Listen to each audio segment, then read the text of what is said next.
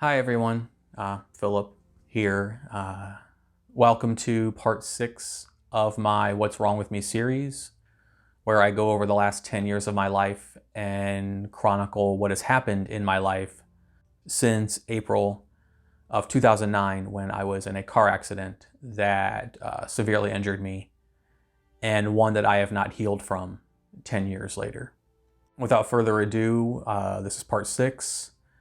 The second accident. This picks up right where part 5 left off. I was 2 days away from being homeless, and the family took me in. For those keeping score, this is in July 2011, about 2 years and 3 months after the first accident, while I was living in the apartment that I was evicted from. I was still seeing Dr. Posey. So that is still a thing, unfortunately. That didn't stop until after I moved in with the family. So here we are, it is July 2011. I am living with the family officially. My ex is still in jail. He would not get out of jail until late August of 2011, since he was serving his 30 days. I had a roof over my head and a bed to sleep in and food. The mom was an amazing cook. It's an interesting dichotomy, you know, going from days away from being homeless, 48 hours away from being homeless, and then you go to like the other extreme of, bed, roof, and being fed better than you were when you were on your own. As said, I did stop seeing Dr. Posey and pretty much ended when he said what he said to me in video 4. I'm still very salty about that. If you didn't watch it, check out the Aftermath in Ohio video for the full details about what happened between me and Dr. Posey. Once I stopped seeing Dr. Posey, I started seeing a new chiropractor who was a friend of the family, and we'll call him Dr. M. Dr. M is he's a really good guy. He really is. All these years later, I still see him. Dr. M was the first person who told me to my face that he didn't know why I wasn't healing, and he couldn't provide any explanation, but he would help me the best he could. And after getting, the runaround for so many years there about it, from Phoenix to Ohio, it was nice for someone to finally tell me the truth, that to validate what I have known this whole time, that there is no rational explanation for why I'm not healing. At this point, the car lien is over. I cannot, I can't afford to go see, I was almost homeless, so I obviously don't have the funds to go see a proper spinal specialist. And on top of that, I had tried and got, again, taken to the cleaners by a doctor who had no idea what he was talking about. He was just grifting me for money. I will say this, if you are a doctor out there and you want your patients' trust, just be honest. If you don't know what's wrong with them, tell them that. If it's out of your, medical knowledge, refer them to someone who might know, but don't let it be a golf buddy who's going to take them for thousands of dollars in surgeries that they don't need. There needs to be more accountability, I think, in the medical profession. They can kind of just string you along or pretend they don't know what's wrong with you or pretend to know what's wrong with you. Either way, and just, rack up that medical bill, because like I said before, the only thing that medical professionals care about is profit, at least in my experience. Until, I met somebody like Dr. M, who was very transparent with me. And I have always appreciated that. And he is what should be the norm in medical profession. You're somebody that just tells you to your face. And he did. So I started seeing him, and he was, in addition to a chiropractor, he also does acupuncture. So I started getting that. And that was a new experience.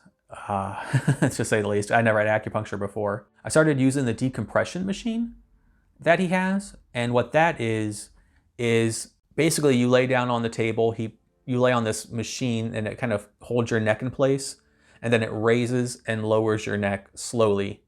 And, so you're basically stretching out the spine and then bringing it back, stretching it out, bringing it back. And my sessions last 15 minutes. So I do that for 15 minutes. At that time, he had me seeing him 3 times a week. So 3 times a week, I would go and see him and get the acupuncture and the decompression. And if needed, I would be adjusted, which was usually needed. I lost my car because it had been impounded and we weren't told that we could have picked it up the next day. The impound charge, I believe, was $60 a day. So if we picked it up the next day, we could have just got my car for 60 bucks. And we didn't, so it had been over 30 days by the time we were able to go try and get the car. So 60 times 30, you know, I didn't have $2,000.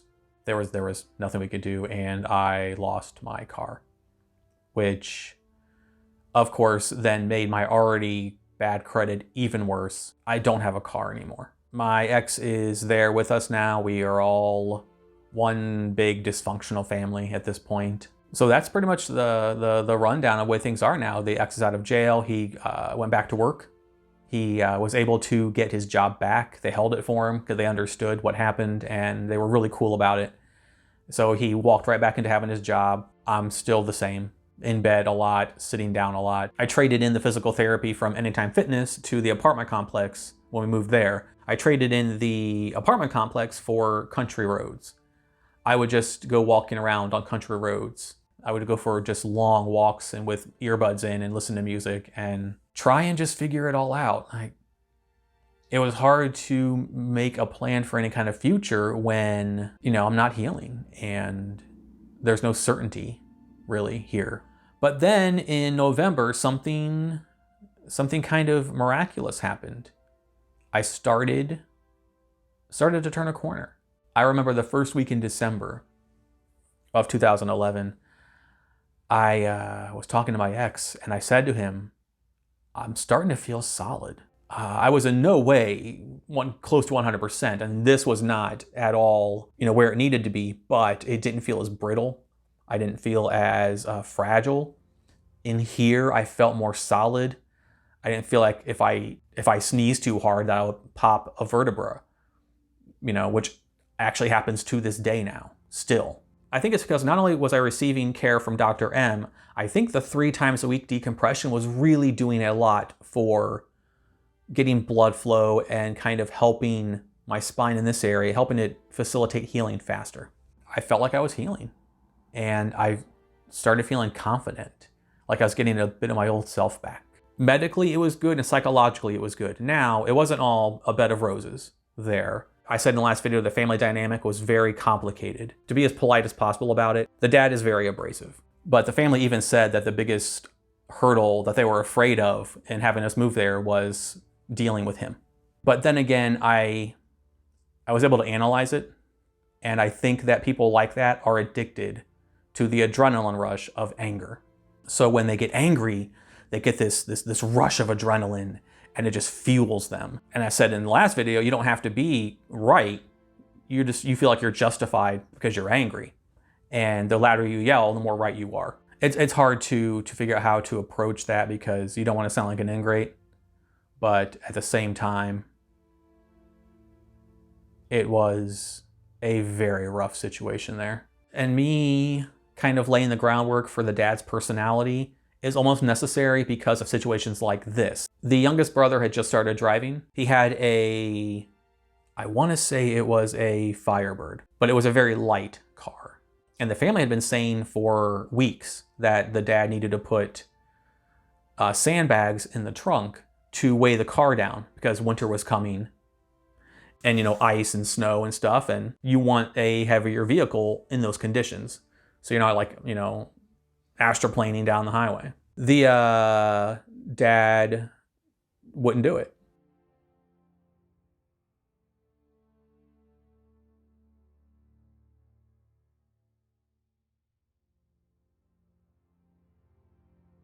One sec, I have to get a prop for the next part, so I'm gonna grab one, I'll be right back. All right, I'm back with the prop, little Lego car, and it's ironically the same color as the Firebird, so leave that there for now. The youngest brother is driving me to the chiropractor. It is December, but as people can attest to, the seasons now are very dysfunctional. December is now kind of the new October in a way. It's, you know, kind of rainy and a little colder, but not super winter yet. That doesn't hit until like late January here now. And my appointments with Dr. M were usually around 5 to 6 p.m. And in December, that's when it starts getting dark from, you know, between 4 and 6. So we drive there, I have my appointment, and I'm feeling good. I was so focused on getting better and feeling better that I was riding a high. So I go to chiropractor, get adjusted, get acupuncture, get the decompression machine, and start heading home. When we were going there, it was daylight. When we were leaving, it was dark. So that was, the time frame. And then here's what happened next.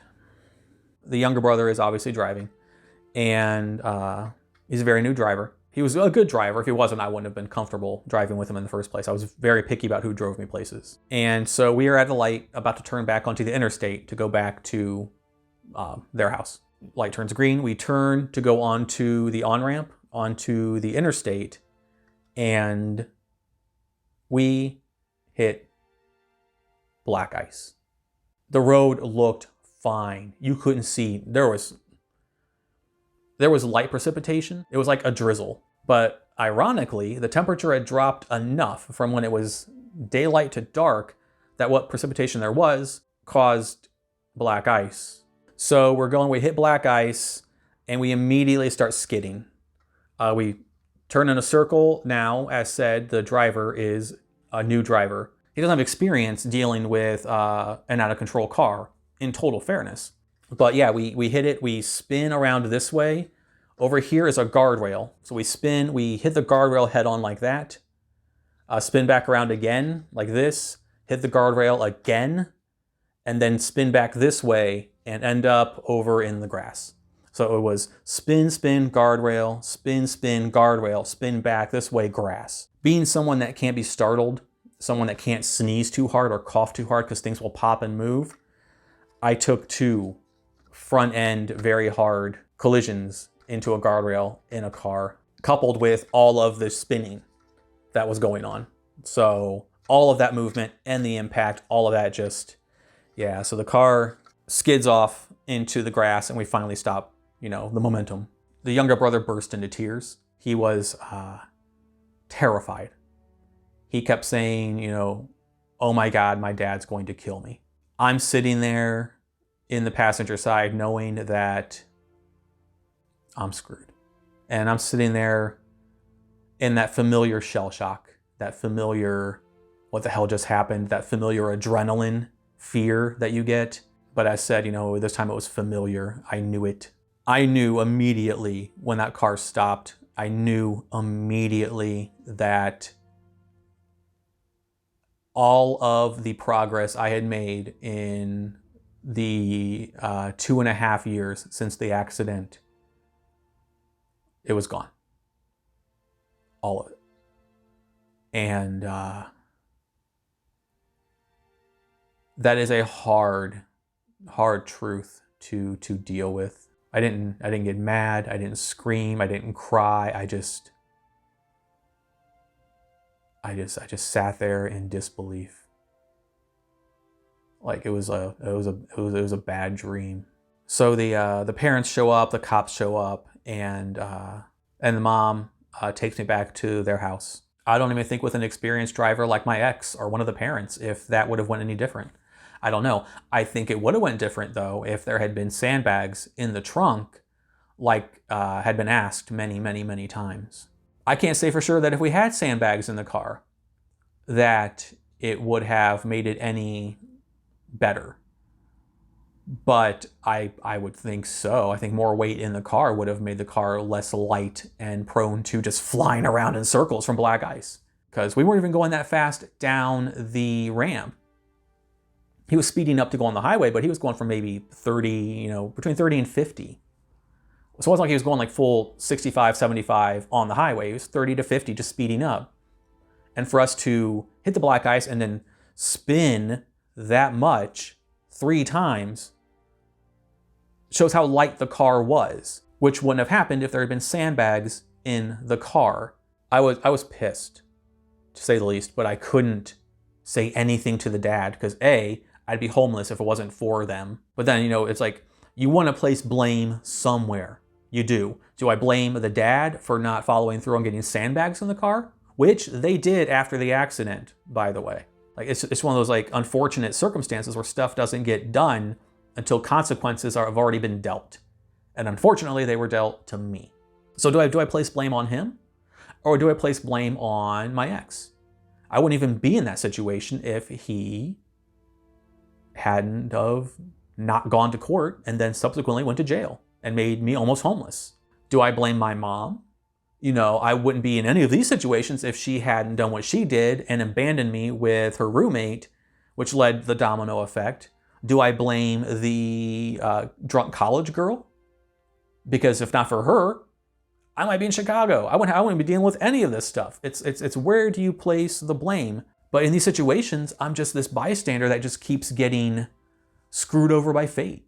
I wasn't giving anyone the silent treatment, but I did not talk to anyone for about a week. I would answer like yes, no, I would nod or shake my head, say yes, no, like those kind of the basics of communication. But as far as having conversations, I didn't talk to anybody. And I don't think anyone understood the magnitude of what I was dealing with. What was even more difficult for me to wrap my mind around was that I had lost all momentum. I had lost every bit of progress. I was basically thrust back 2.5 years to the beginning. The first time around, I didn't know what to expect. I thought I'd be better in 3 months, 6 months, a year, all that stringing along BS that I had been fed by doctors and whatnot.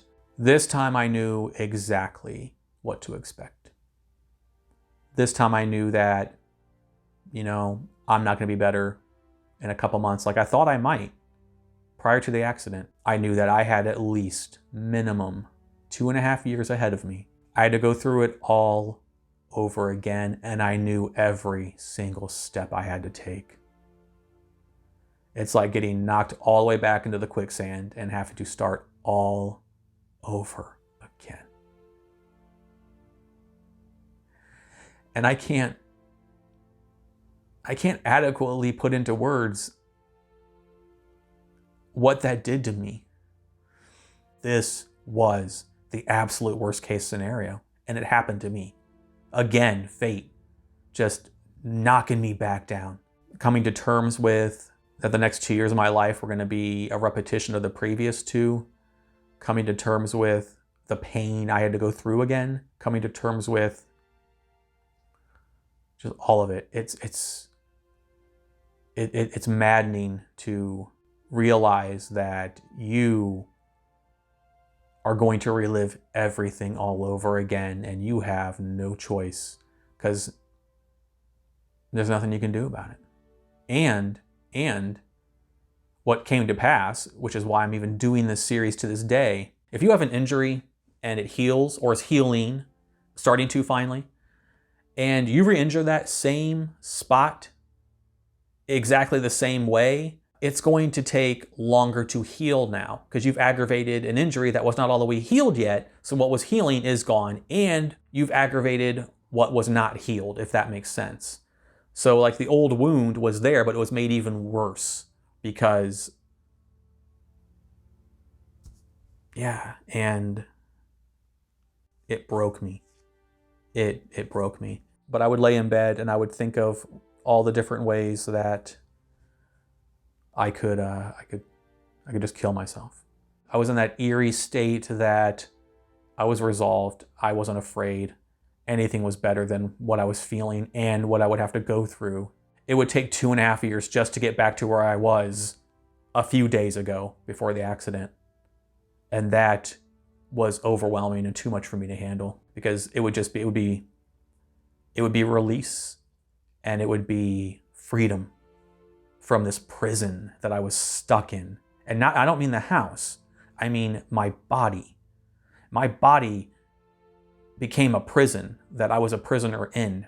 The fact that it happened a week, literally a week after I say to my ex, I'm starting to feel solid again. Days later, it is all stolen from me. Why? Why then? Why? I've said many times in my life that I think the universe hates me, and I believe that. How does fate keep knocking me down over and over and over, and it's coincidence? Why is it that as I'm just turning a corner after 2.5 years, then fate decides to put me in another very bad car accident to erase all of it? Why? Why then? It doesn't make any sense to me. Was I being punished because I said out loud that I was feeling better and I thought I was getting more solid? And it's more what ifs. You know, what if we had left earlier? What if we took the main street out of the city instead of going on the interstate? What if the temperature didn't drop 5 degrees in the time we went from chiropractor to leaving? The other side of the coin is that the universe just picked its moment to knock me back down, all the way back to the beginning again, all the way back. That is what I'm dealing with in my head, my heart, my soul, mentally, physically, all of it. I'm broken. And I wanted to die. What's the point if it's never going to get better? What's the point if there's no light at the end of the tunnel? Just when you think you're right there, a big gust of wind blows you all the way back to the beginning. And you have to make that trek all over again, and slower this time. It has been almost 8 years since that accident, and I'm not even close to being where I was in December of 2011 before that accident happened. That's how bad it re-injured me. That's how bad I was damaged. So yes, the what's wrong with me question can be answered sort of, well, the second accident happened. Fair. But why then 8 years since am I not making adequate progress? I thought that the first accident was one of the hardest things I ever dealt with, and it was. The second accident, I think mentally, was absolutely just, it crushed me. And no one around me understood.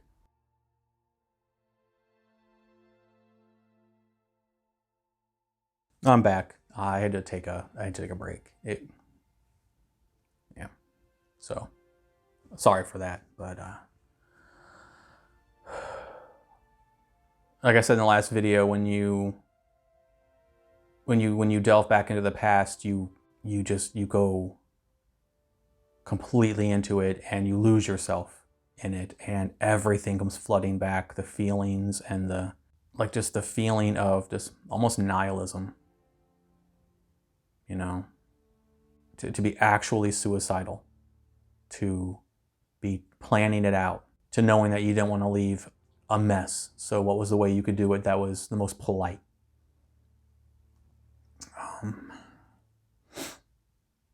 Yeah, the second accident really did a lot of damage to me, more than just physically. Because when you know the road of pain that you have to walk on, and you know it's going to be slower, and there's no end in sight now. When there was, it was right there. You really can't put into words what all of it feels like. And the people around me were sad. They knew it was bad, but I don't think anyone understood emotionally and mentally and all of that how much damage it actually did. How just soul-crushing this was, especially my ex. I don't think he ever understood how it positively just ruined me. And yeah. I do want to say publicly, though, that I never blamed the younger brother for what happened. I never held any ill will or contempt towards him. He never formally apologized for it, but I knew he was sorry for it, and that was enough. It was never him that I was mad at. I always kind of liken myself to being a rational person that uses common sense and logic, and then my natural need to problem solve kicks in. But when you can't solve this, and you know you can't, and you know why you can't, and you know just how horrible it's going to be, and your sentence has been extended by 2.5 years in the prison of your own body, it's a lot to digest. And I had no one to talk to about it. And all I could do was just live in my head and try and grasp what had happened. And yeah, that is the story of the second accident. In the next video, I will be chronicling the ending of an almost 13-year relationship.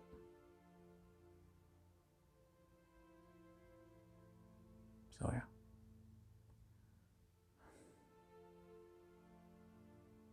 I'll see you guys in the next video.